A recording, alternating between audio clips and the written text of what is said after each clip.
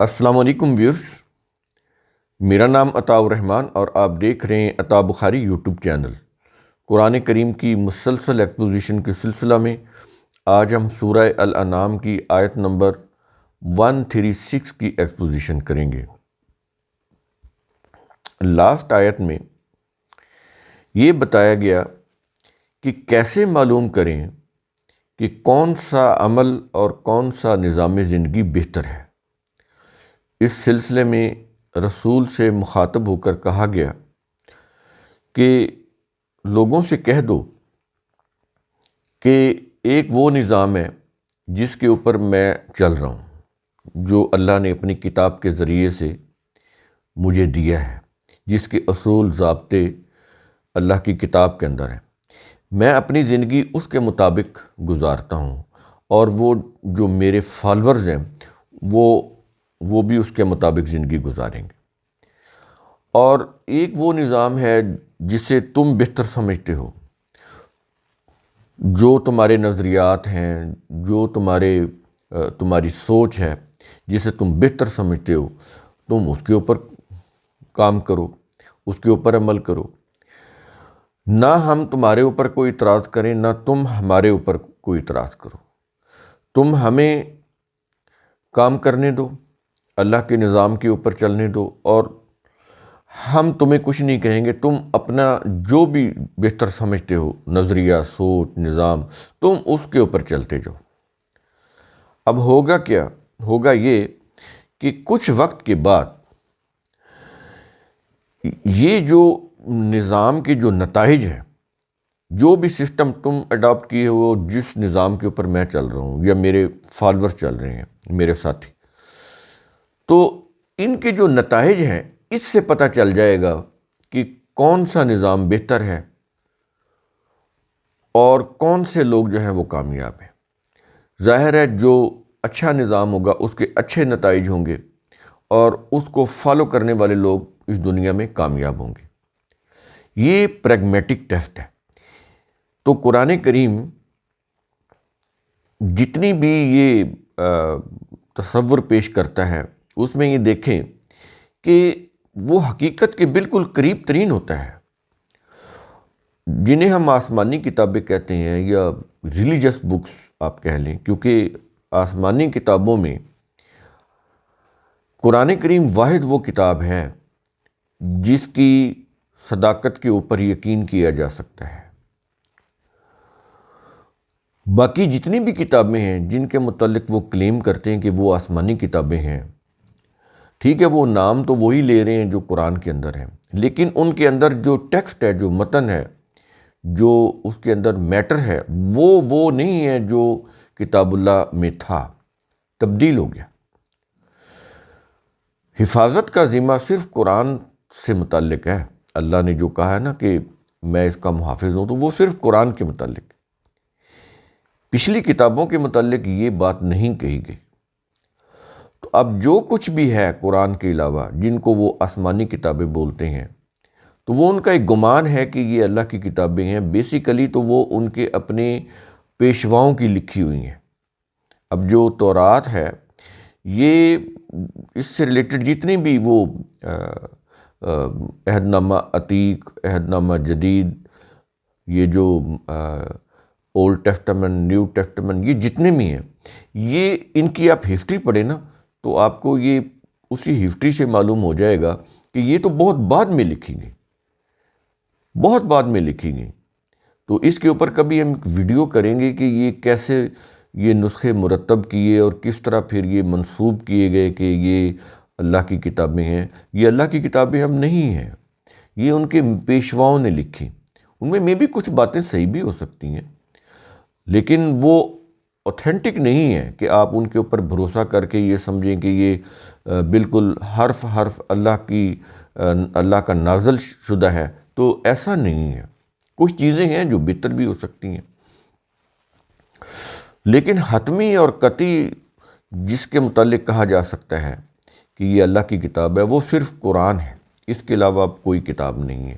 اسی کی حفاظت کا ذمہ اللہ نے لیا ہوا ہے، اور یہ محفوظ ہے، جب سے ہے یہ محفوظ ہے، اور قیامت تک یہ محفوظ چلا جائے گا۔ یہ اللہ کا وعدہ ہے، اس کا ایک نظام ہے جو اس کو محفوظ رکھے ہوئے۔ تو اب جتنا بھی یہ جو دین کے اصول ضابطے ہیں وہ اس قرآن کے اندر ہیں، قرآن سے باہر نہیں ہیں۔ تو اس کی روح سے جو قوم بھی اپنا نظام بنائے گی، اپنا آئین بنائے گی، کانسٹیٹیوشن بنا کے اس کے اوپر عمل کرے گی، وہ کامیاب ہو جائے گی۔ اور جو قومیں اس نظام سے ہٹ جائیں گی جو اللہ نے اپنی کتاب کے اندر دیا ہے دین، تو وہ چاہے مسلم ہوں یا جن کو ہم غیر مسلم کہتے ہیں وہ ہوں، کوئی بھی ہوں، تو وہ تو پھر کامیابی حاصل نہیں کر سکیں گے۔ وقتی کو کامیابی مل سکتی ہے، لیکن جو ایک مستقل کامیابی ہے وہ ان کو نہیں ملے گی۔ پائیدار کامیابی، ایک مستحکم زندگی کا جو ایک نظام ہوتا ہے، استحکام ہوتا ہے، وہ نہیں ملے گا ان کو۔ تو یہ چیز کلیئر کی گئی اور بتایا گیا کہ پریگمیٹک ٹیسٹ کر لو، عملی تجربہ کر لو۔ اور یہ جو عملی تجربہ ہے یہ کسی بھی کتاب کے اندر نہیں ہے، کسی بھی کتاب کے اندر، وہ بائبل، انجیل، تورات، کوئی بھی اس کو آپ کہہ لیں، کہیں بھی نہیں ہے۔ یہ صرف قرآن کے اندر ہے کہ پریکٹیکل کر کے دیکھ لو کہ ایک نظام ہے جس کے اوپر تم چل رہے ہو، جو تمہارا بنایا ہوا ہے، تمہارے باپ دادا کا دین ہے، تمہارے مذہبی پیشواؤں کا وہ دین ہے، اور ایک وہ دین ہے جو اللہ نے مجھے دیا ہے، جس کے اصول ضابطے اس کی کتاب کے اندر ہے، میں اس کے مطابق چلتا ہوں۔ تو کچھ ہی وقت کے بعد فیصلہ ہو جائے گا۔ یہ جو نتائج ہیں ہمارے اس کے اوپر چلنے کے، وہ نتائج بتا دیں گے کہ کون سا نظام انسانیت ساز ہے اور کون سا نظام انسانیت سوز ہے۔ یہ جو پریگمیٹک ٹیسٹ ہے کسی کتاب میں نہیں ہے، صرف قرآن کے اندر ہے۔ آپ جتنا مرضی آپ کوشش کر لیں، یہ چیز آپ کو کسی بھی کتاب میں نہیں ملے گی۔ بائبل میں کتنا کچھ ہے، آپ دیکھ لیں، نہیں ملے گا آپ کو یہ چیز۔ عہد نامہ عتیق، قدیم، اولڈ ٹیسٹمنٹ، نیو ٹیسٹمنٹ، کسی میں بھی نہیں ملے گا، صرف قرآن کے اندر ہے۔ اور یہ سائنٹیفک طریقہ ہے کہ تجربہ کر کے معلوم کرنا کہ کس کے رزلٹ بہتر آتے ہیں۔ یہ جو اس کو پریگمیٹک ٹیسٹ بولتے ہیں، یہ کسی بھی کتاب کے اندر نہیں ہے، صرف قرآن کے اندر ہے۔ اس سے پتہ چلتا ہے کہ یہ کتاب اللہ ہے، یہ اللہ کی کتاب ہے۔ اس دور میں انسان تو یہ بات ہی نہیں کر سکتے تھے، اتنی اپروچ ہی نہیں تھی انسانوں کے اندر، کیونکہ اس وقت موسٹلی لوگ کیا تھے، وہ دقیانوسی تھے، سپرسٹیشن عقائد رکھتے تھے، یا وہ تقلید کرتے تھے اپنے آباء و اجداد کی یا اپنے مذہبی پیشواؤں کی۔ طاقت کا دور تھا، تو یہ اتنی باریک باتیں جو ہیں، فلسفہ کی باتیں، وہ جانتے ہی نہیں تھے، اس تک ان کی رسائی نہیں تھی۔ قرآن کریم اس دور میں بھی یہ بات کر رہا ہے کہ آؤ عملی تجربہ کر کے دیکھ لیں، نہ میں کچھ کہتا ہوں نہ تم کچھ کہو، ہمارے جو اعمال کے جو نتائج ہیں وہ بتا دیں گے کون سا نظام صحیح ہے اور کون سے لوگ کامیاب ہیں۔ یہ آیت جو پیچھے گزر چکی ہے، اس کے اوپر ہمارا لیکچر، اس کو آپ ذرا دوبارہ جا کے دیکھیں گے تو یہ آپ کو سمجھ آ جائے گی۔ تو یہ تو ہوا سابقہ ایک ریکیپ آیت کا۔ اب ہم آتے ہیں سورہ الانعام آیت نمبر 136۔ تو الفاظ ہیں، کیا یہ رہا ہے؟ وَجَعَلُوا لِلَّهِ، مشرکوں نے اللہ کے لیے مقرر کر لیا ہے، مشرکوں نے اللہ کے لیے مقرر کر لیا ہے۔ کیا یہ رہا ہے کہ مما زرع من الحرث والانعام نصیبا، اللہ کی پیدا کردہ کھیتیوں اور اس کے پیدا کردہ مویشیوں میں سے ایک حصہ۔ مشرک لوگ یہ کرتے ہیں کہ اللہ کے دیے ہوئے ہیں نا، یہ جتنی بھی کھیتیاں ہیں، فصلیں ہیں، اجناس ہیں، یہ اللہ، اس کا خالق اصل میں تو اللہ ہی ہے۔ انسان تو بیج پھینک کے گھر میں آ جاتا ہے، یا زیادہ سے زیادہ اس کو کوئی اس کی گوڈی چوکی کرتا ہے یا اس کو کوئی پانی دے دیتا ہے، لیکن زمین کے اندر جو اللہ نے اگانے کی صلاحیت رکھی ہے، اور بیج کے اندر اگنے کی صلاحیت رکھی ہے، اس کو اگانے کے لیے پورا یہ کائنات کا نظام، آکسیجن، سورج کی روشنی، یہ تو ہماری پیدا کردہ نہیں ہے۔ بیج کے اندر جو اگنے کی خصوصیت ہے وہ ہماری پیدا کردہ تو نہیں ہے۔ زمین کے اندر اگانے کی صلاحیت ہے وہ ہم نے تو نہیں رکھی۔ تو جس نے یہ صلاحیتیں رکھی ہیں، جس نے یہ چیزیں بنائی ہیں جو پودے کو اگانے میں معاون ثابت ہوتی ہیں، زمین کی زرخیزی، نمی، باہر پودا نکلتا ہے تو بارش، آکسیجن، سورج کی روشنی، یہ ہم نے تو نہیں بنائی۔ اگر یہ نہ ہو تو کسان جتنی مرضی محنت کر لے وہ زمین سے کوئی فصل تو نہیں اگا سکتا۔ تو یہ اللہ کی پیدا کرتا ہے۔ اسی طرح مویشی، جانور، گائے، بھینس، بکری، اونٹ، تو یہ بھیڑ بکریاں، یہ جتنا بھی لائف اسٹاک ہے، یہ اللہ کا ہی تو پیدا کردہ ہے۔ اس سے ہم دودھ بھی لیتے ہیں، ان سے ہم مال برداری کا کام بھی لیتے ہیں، ان سے ہم ہل چلانے کا کام بھی لیتے ہیں۔ اب پرانے دور میں تو ظاہر ہے جانوروں کو جوتا جاتا تھا، زمین میں ہل چلایا جاتا تھا، یہ جو جانور ہیں ان کو۔ تو آج بھی ہم جانوروں سے بہت سے کام لے رہے ہیں، دودھ، مکھن وغیرہ، یہ تو ٹھیک ہے، ان سے ہم حاصل کرتے ہی ہیں۔ اس کے علاوہ بھی تو ہم مال برداری کے لیے جانوروں سے کام نہیں لیتے۔ یہ خچر ہیں، گھوڑے ہیں، اونٹ ہیں، تو اونٹ کھانے کے لیے بھی استعمال ہوتا ہے اس کا گوشت، اور وہ سفر کے لیے بھی استعمال ہوتا ہے۔ تو یہ چیزیں ہیں، اور یہ ہماری معیشت کا دار و مدار ہے ان کے اوپر۔ تو یہ کہتا ہے کہ یہ جو چیزیں ہیں اللہ کی پیدا کردہ، یہ جو زرعی اجناس ہیں، کھیتیاں، پھل، سبزیاں، اناج، غلہ، یہ بھی، اور جتنے بھی مویشی جانور ہیں، دودھ دینے والے ہوں یا وہ جن کو ممالیہ جانور بولتے ہیں وہ ہوں یا وہ دوسرے ہوں، تو کہتا ہے کہ یہ جتنے بھی کھیتیاں اور یہ جو مویشی ہیں، جانور ہیں، یہ اللہ کے پیدا کردہ ہیں نا۔ تو کہتا ہے کہ مشرکوں نے مقرر کر لیا ہے اللہ کی ہی پیدا کردہ کھیتیوں اور مویشیوں سے ایک حصہ۔ پھر آگے بتاتا ہے کہ یہ کس لیے انہوں نے یہ حصہ مقرر کیا ہے، آگے بتاتا ہے، کہہ یہ رہا ہے فقالو، پھر ان کا کہنا تھا، یعنی جو مشرکین تھے وہ اللہ کے یہ جو پیدا کردہ جانور ہیں، اس کی پیدا کردہ جو فصلیں ہیں، اجناس ہیں، ان میں سے ایک حصہ مقرر کر کے ان کا کہنا تھا کیا؟ الفاظ ہیں ھذا للہ بزعمہم، ان کے اپنے گمان کے مطابق یہ حصہ تو اللہ کا ہے۔ یعنی ان کا ایک اپنا گمان تھا، یعنی وہ اللہ کی کسی ہدایت کے مطابق وہ حصہ نہیں مقرر کر رہے تھے، اپنے گمان سے۔ اس لیے کہتا ہے کہ بزعمہم، ان کے اپنے گمان کے مطابق یہ حصہ تو اللہ کا ہے، یعنی وہ مشرکین کہتے تھے، اب بھی کہتے ہیں۔ تو یہ تو چونکہ اس دور کی بات ہو رہی ہے نا، جب قرآن نازل ہو رہا تھا، تو یہی چیز اب بھی چل رہی ہے کہ مشرکین اپنی کھیتیوں سے، جانوروں سے ایک حصہ مقرر کر لیتے تھے، نکال لیتے تھے، اور کہتے تھے کہ یہ حصہ ہمارے گمان کے مطابق یا ان کے گمان کے مطابق یہ اللہ کا حصہ ہے، ٹھیک ہے، یہ ایک حصہ ہو گیا اللہ کا۔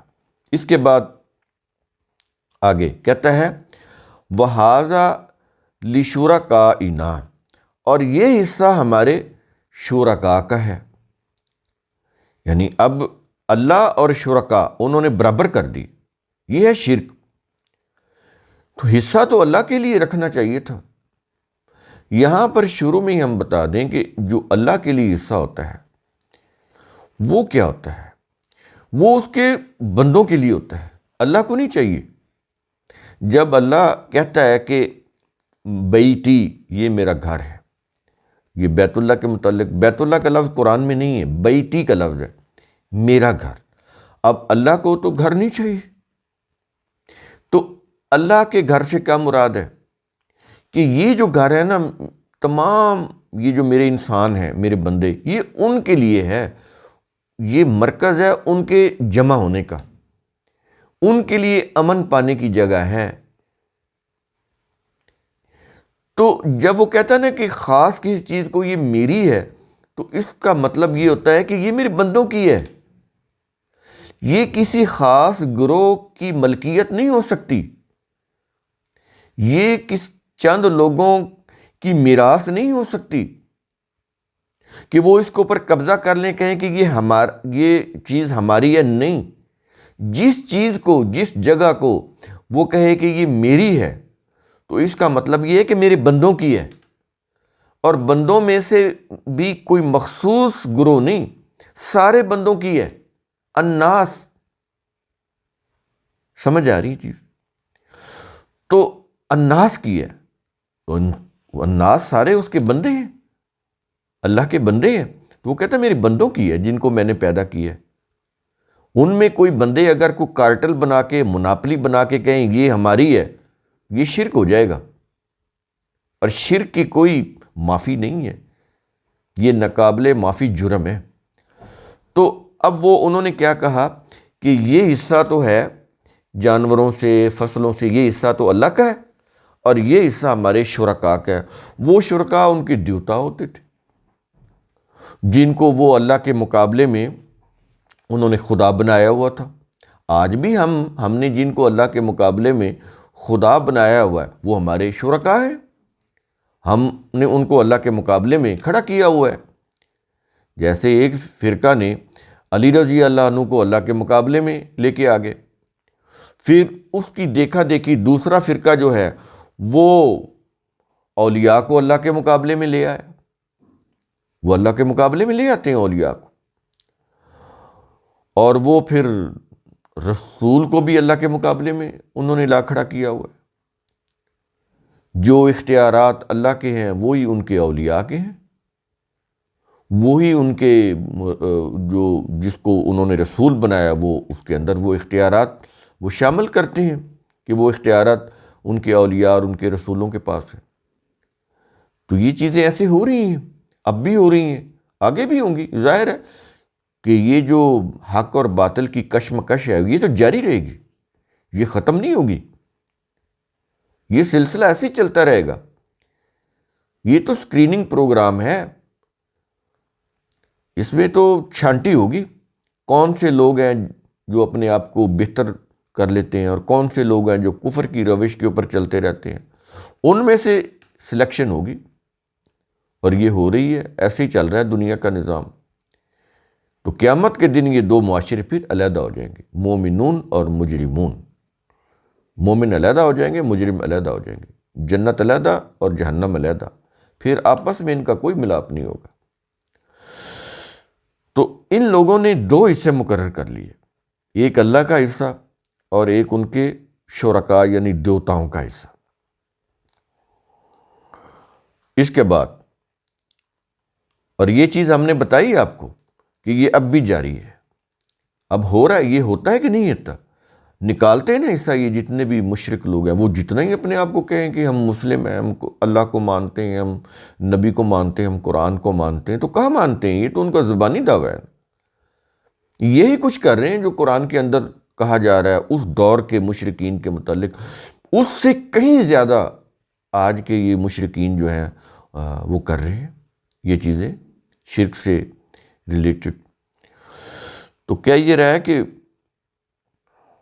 آگے اس کی ڈیٹیل بتا رہا ہے، کہتا ہے فما کان لشرکائہم، پھر جو حصہ ان کے دیوتاؤں کا ہوتا ہے جن کو انہوں نے اپنے دیوتاؤں کے لیے مقرر کیا ہوتا ہے، تو کیا ہوتا ہے؟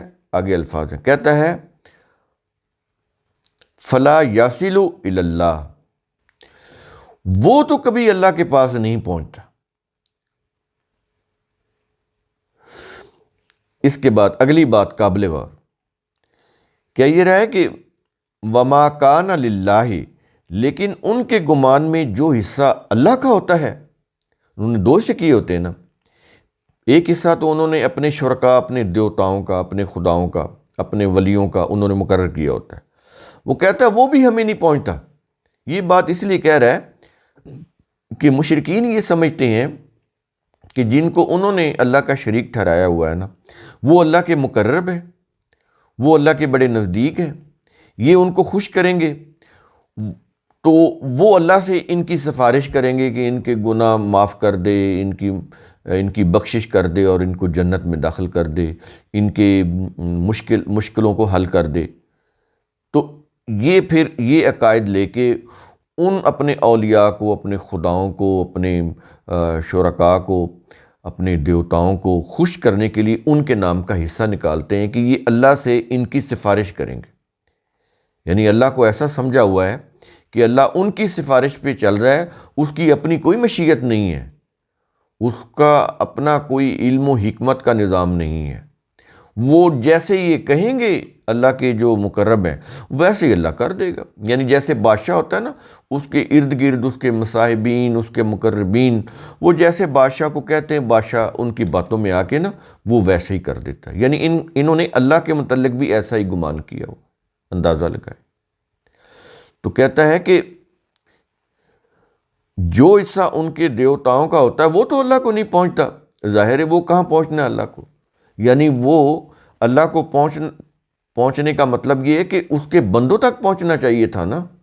اللہ کو تو ضرورت نہیں ہے کھیتیوں کی، فصلوں کی، اجناس کی، جانوروں کی، اللہ کو تو ضرورت نہیں ہے، اللہ کے بندوں کو ضرورت ہے نا۔ تو اگر یہ اللہ کو دیتے تو ظاہر ہے اس کے ضرورت مند بندوں کو دیتے۔ تو انہوں نے ان کو تو نہیں دیا، کن کو دیا؟ اپنے جو ان کے مذہبی پیشوا، ان کے اولیاء، ان کا جو خانقاہی نظام ہے، ان کی جو درباریں، خانقاہیں، وہاں پر بیٹھے ہوئے گدی نشین، ان کو دیتے ہیں نا۔ یا وہ جو مر جاتے ہیں ان کی قبروں پر، ان کے مزاروں کے اوپر جا کر وہ لنگر تقسیم کرتے ہیں، وہاں جا کے چڑھاوے چڑھاتے ہیں، جانوروں کو لے جا کے وہاں پر ذبح کرتے ہیں، اور وہاں پہ لنگر اور اس طرح کی چیزیں، اور بے تحاشا پیسے، ایون کی زیورات، سونا چاندی، سب کچھ دیتے ہیں نا وہاں پر، اور کروڑوں روپے کی آمدن ہوتی ہے ان درباروں کی، مزاروں کی، ہے نا۔ اور اس میں آپ یہ دیکھیں گے پھر آگے وہ انتظامیہ کے بھی حصے ہوتے ہیں، جو محکمہ اوقاف ہے اس کے جو جن کے زیر نگرانی ہے، آگے پھر ان کے بھی حصے ہیں اس میں۔ یہ جو ایگزیکٹو ہوتے ہیں، تحصیلدار، اے سی وغیرہ، ان کے بھی حصے ہوتے ہیں اس میں، ڈی سی وغیرہ، ان کے بھی حصے ہوتے ہیں۔ اور یہ چل رہا ہے سسٹم، اسی لیے تو یہ پروموٹ ہو رہے ہیں۔ وہاں پر لاکھوں کروڑوں روپے کی وہ آمدن ہوتی ہے جب وہ اس کا وہ کھولا جاتا ہے، جو لوگ وہاں پر جو دیتے ہیں، جب ان کا وہ جو بھی صندوق ہوتا ہے، یا جو بھی اس کو جب وہ کھولتے ہیں، اس کا پورا ایک بورڈ ہوتا ہے، تو وہ کھولتے ہیں، وہ آپس میں کچھ بانٹ لیتے ہیں، کچھ وہ دربار کے اوپر وہ لگا دیتے ہیں، کیونکہ وہ اس کے اوپر لگائیں گے تو لوگ زیادہ آئیں گے اور زیادہ وہ یہ کاروبار اور زیادہ پھیلے گا۔ تو یہ ساری چیزیں ہو رہی ہوتی ہیں، تو ان کو بھی حصہ مل جاتا ہے، وہ بھی خوش، گدی نشین کو بھی حصہ مل جاتا ہے، وہ بھی خوش۔ کچھ درباروں کے اوپر اس کی رینوویشن کے اوپر لگا دیتے ہیں، یا اس کی ایکسٹینشن پہ لگا دیتے ہیں، یا جو بھی اس کے اوپر میلے ٹھیلے ہو رہے ہوتے ہیں ان کی رونقیں وہ ان پیسوں سے بحال کر دیتے ہیں، یا وہاں پر کوئی لنگر پکا کے لوگوں کو کھلا دیتے ہیں تاکہ لوگ آئیں یہاں پہ کھانا کھائیں اور مزید لوگ اٹریکٹ ہوں، مزید اس نظام سے لوگ وابستہ ہوں۔ تو یہ ساری اس کے پروموشن کے ٹولز ہیں جو وہ کر رہے ہوتے ہیں۔ تو اس طرح سے یہ شرک کا نظام جو ہے بڑا اسٹیبلش چل رہا ہے ہمارے معاشروں کے اندر۔ پوچھے تو وہ کہیں گے ہم اللہ کو مانتے ہیں، ہم تو بڑے ایمان والے لوگ ہیں۔ وہ اس کو ایمان سمجھ کے کر رہے ہوتے ہیں، وہ یہ سمجھ رہے ہوتے ہیں کہ یہ ہمارے سفارشی ہیں، ہمارے جتنے بھی گناہ ہیں وہ دھل جائیں گے ان کی سفارش کرنے سے، ان کے خوش ہونے سے اللہ ہمیں معاف کر دے گا۔ وہ پھر جتنے بھی مجرم ہوتے ہیں نا، درباروں کے اوپر کیوں زیادہ رونق ہوتی ہے، درباروں کے اوپر کیوں زیادہ پیسہ وہاں پہ اتنا جمع ہو جاتا ہے، جو لوگ ان کو چندہ دیتے ہیں، جو لوگ وہاں پر عطیات دیتے ہیں، وہ اس قدر لاکھوں کروڑوں کی مالیت میں کیوں ہوتے ہیں، کیوں زیادہ لوگ وہاں پر دیتے ہیں؟ اس لیے کہ وہ یہ سمجھتے ہیں کہ یہاں پر ہم جائیں گے، ہم پیسے دیں گے تو یہ جو بزرگ ہیں، جو مردے ہیں قبروں میں، پتہ نہیں ان کی اب ہڈیاں بھی سلامت ہے کہ نہیں، تو وہ ہمیں اللہ سے معاف کرا لیں گے، اللہ سے ہمیں بخشوا لیں گے، ہمارے جو مشکلات ہیں ان کو دور کروا دیں گے، ہماری جو منتیں مرادیں ہیں وہ پوری کروا دیں گے۔ اور یہ لوگ وہاں پر جا کر منتیں اور مرادیں مانگتے ہیں۔ اس طرح سے یہ سارا سسٹم چل رہا ہوتا ہے۔ تو قدیم دور میں اتنا منظم نہیں تھا جتنا منظم یہ شرک کا نظام اس دور میں ہو چکا ہے، اور باقاعدہ لیگلائز ہو چکا ہے۔ حکومت نے باقاعدہ اس کو اپنی تحویل میں لے کے اس کو باقاعدہ ایک منظم کر دیا ہوا ہے اس نظام کو۔ تو یہ شرک کا نظام ہے، یہ کفر کا نظام ہے۔ جب تک اس نظام سے نہیں نکلیں گے اس وقت تک نہ قرآن سمجھ آ سکتا ہے، نہ قرآن کے نظام کے اوپر کوئی چل سکتا ہے، اور نہ ہی قرآن کا نظام نافذ ہو سکتا ہے اس ملک کے اندر۔ جس ملک کی میجورٹی تقریباً 80% بنتی ہے یہ جو ولیوں کو ماننے والے ہیں، اور یہ جو دربار بنا کے کاروبار کرنے والے ہیں، اور درباروں کے ساتھ جو منسلک ہیں، ان کے آرگنائزر ہوں یا ان کے فالورز ہوں جو وہاں پر اپنی دولت لٹا رہے ہوتے ہیں، یہ ٹوٹل آبادی کا اگر کوئی پرسنٹیج نکالیں 80% ہے۔ 80% سے بھی زیادہ ہوگا، میں کم از کم بتا رہا ہوں کہ اتنا تو ہے، 80% ہے آبادی کا، اور یہ شرک کا کام کر رہا ہے۔ تو یہ کیسے یہ کہہ سکتے ہیں کہ ہم مسلم ہیں اور ہمیں کامیابی مل جائے گی؟ نہیں ملے گی، کسی صورت نہیں مل سکتی، ممکن ہی نہیں ہے۔ پیچھے بتایا گیا نا کہ ایک وہ نظام ہے جو اللہ نے دیا ہے جس کے اوپر میں چل رہا ہوں، ایک وہ نظام ہے جو تمہارے آباء و اجداد کا اور تمہارے مذہبی پیشواؤں کا، تم اس کے اوپر چلو، نہ تم ہمارے کام میں مداخلت کرو نہ ہم تمہارے کام میں مداخلت کرتے ہیں، تو کچھ ہی دیر کے بعد فیصلہ ہو جائے گا کہ کون کامیاب ہے اور کون ناکام ہے۔ آج بھی یہی پریگمیٹک ٹیسٹ کرنا پڑے گا، لیکن اس کے لیے بھی کوئی تیار نہیں۔ کیوں؟ قرآن کی آواز ہی نہیں ہے کہیں کے اوپر۔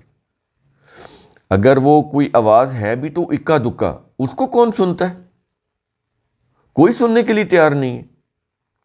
اور پھر لوگوں کی میجورٹی جو ٹک ٹاک دیکھنے والی ہو، ہنسی مذاق اس میں ہو، کھے ہو رہی ہے، ہر بات کو ہنسی، ہر بات میں مذاق، کوئی سیریس نہیں ہے، علم و حکمت کی بات سننے کے لیے کوئی تیاری نہیں ہے۔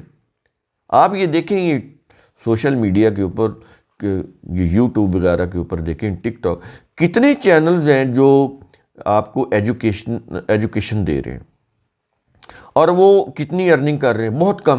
ان ایجوکیشنل چینلز کے علاوہ ان سے ہٹ کر جتنے بھی بیہودہ چینلز ہیں، سب سے زیادہ ارننگ وہی کر رہے ہیں، کروڑوں روپے کی ارننگ ہو رہی ہے۔ تو جب یہ حالت ہو، مونیٹائزیشن کا بھی تو یہی معیار ہے نا کہ جس کو جتنا زیادہ لوگ سنیں گے تو وہ الگوریدم ہی ایسا ہے، وہ اتنا ہی زیادہ اس کو کمائی ہوگی۔ تو موسٹلی لوگ جس چیز کو سن رہے ہیں وہ بیہودہ چیزیں ہیں، ان کی مینٹل نورشمنٹ نہیں ہو رہی، وہ سیریس ہی نہیں ہے، وہ کوئی عقل کی، کوئی سینس کی بات سننے کے لیے تیار نہیں ہے۔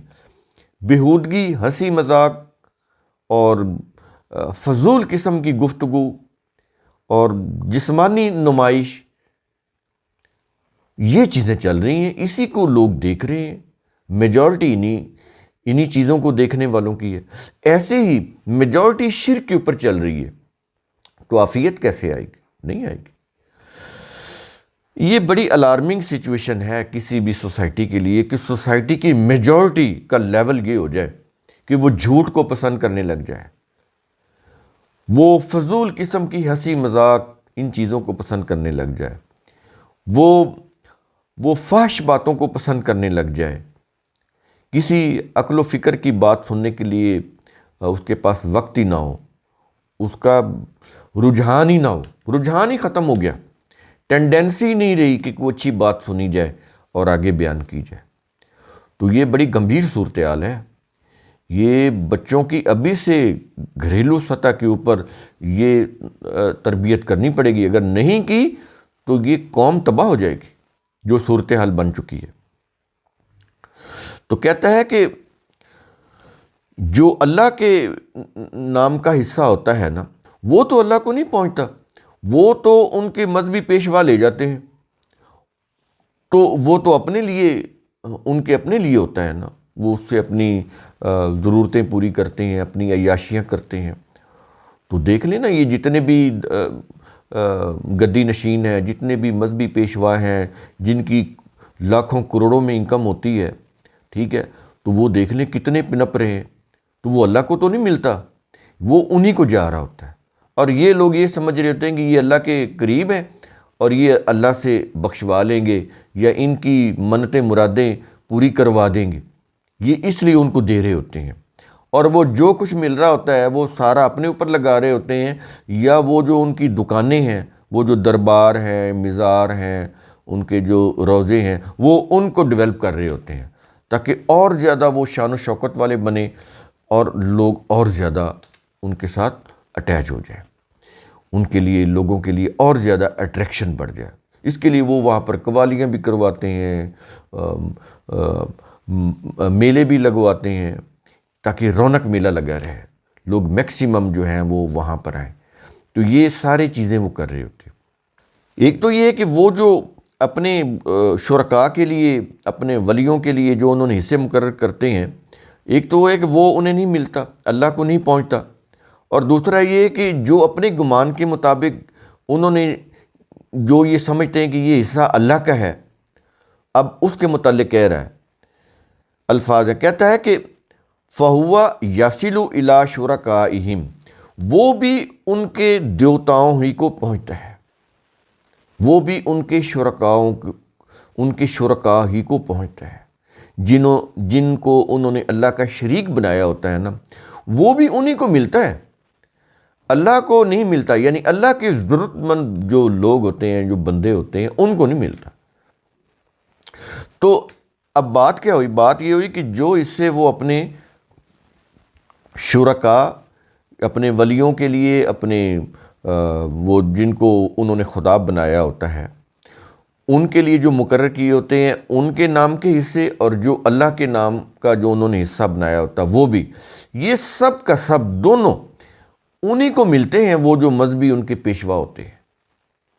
اللہ کے پاس نہیں پہنچتا، اللہ کو تو تب ملتا کہ اللہ کے بندوں کو ملتا، تو اللہ کہتا ہاں ٹھیک ہے، تم نے میرے لیے یہ حصہ نکالا ہے، میرے بندوں کو دے دیا ہے، تو ٹھیک ہے، لیکن تم نے تو دیا اپنے وہ جو تمہارے مسلک کے پیشوا ہیں، ان کی جو دربار ہیں، ان کی جو روضے ہیں، ان کی جو مزاریں ہیں، تم نے تو وہاں پر لگایا، وہاں جو مرے ہوئے جو مردے پڑے ہیں، تم وہاں جا کے وہ لنگر پکاتے رہے اور لوگوں کو کھلاتے رہے، اور اس شرک کے کام میں تم معاون بنتے رہے۔ یعنی جرم ہے اور اس میں تم پوری معاونت کرتے رہے ہو، بلکہ یہ جو شرک کا جرم ہے یہ تو انہی لوگوں کے دم خم کے اوپر ہے نا، جو ان کو فائنانس کرتے ہیں، جو ان کو فنڈنگ کرتے ہیں، جو وہاں پر پیسے دیتے ہیں، تو شرک کا سارا نظام انہی کے بلبوتے کے اوپر چل رہا ہوتا ہے۔ تو دوسرے لفظوں میں اصل مجرم تو یہ ہے نا، جو ان کو پیسے دیتے ہیں، جو ان کے نام کے حصے نکالتے ہیں اور ان کو دے آتے ہیں، اللہ کے ضرورت مند بندوں کو نہیں دیتے، اور سمجھتے ہیں کہ یہ حصہ اللہ کو چلا گیا اور یہ حصہ جو ہے نا ہمارے خداؤں کو، ہمارے ولیوں کو چلا گیا۔ قرآن کریم نے ان کے دونوں جو زوم ہیں ان کو باطل قرار دیا ہے۔ ایک زوم یہ کہ یہ اللہ کا حصہ ہم نے دیا ہے، اور دوسرا زوم یہ کہ یہ اللہ کے پیاروں کا حصہ ہے، اللہ کے مقربین کا حصہ ہے۔ دونوں ہی کو اللہ نے مردود قرار دے دیا، رد کر دیا دونوں حصوں کو، یہ بتا کر کہ یہ تو انہی کو جا رہا ہے جو تمہارے پیشوا ہیں، اس سے تو وہی پنپ رہے ہیں، وہی ڈیولپ ہو رہے ہیں۔ جو ضرورت مند لوگ ہیں ان کو تو تم نے اگنور کیا ہوا ہے، تو یہ اللہ کو نہیں پہنچ رہا۔ سمجھ آ رہی کیا چیز کہہ رہا ہے قرآن؟ ہر جگہ وہ ضرورت مند انسانوں کا خیال رکھتا ہے کہ ان کی ضروریات پوری کرنی چاہیے، پھر ہم مانیں گے کہ تم نے اللہ کو دیا ہے۔ میں نے پہلے یہ چیز بتائی آپ کو کہ اللہ کی جو چیز ہوتی ہے وہ اس کے بندوں کی ہوتی ہے۔ جب وہ کہتا ہے نا کہ یہ میری زمین ہے، تو اس کا مطلب یہ ہے کہ یہ میرے سارے بندوں کی زمین ہے۔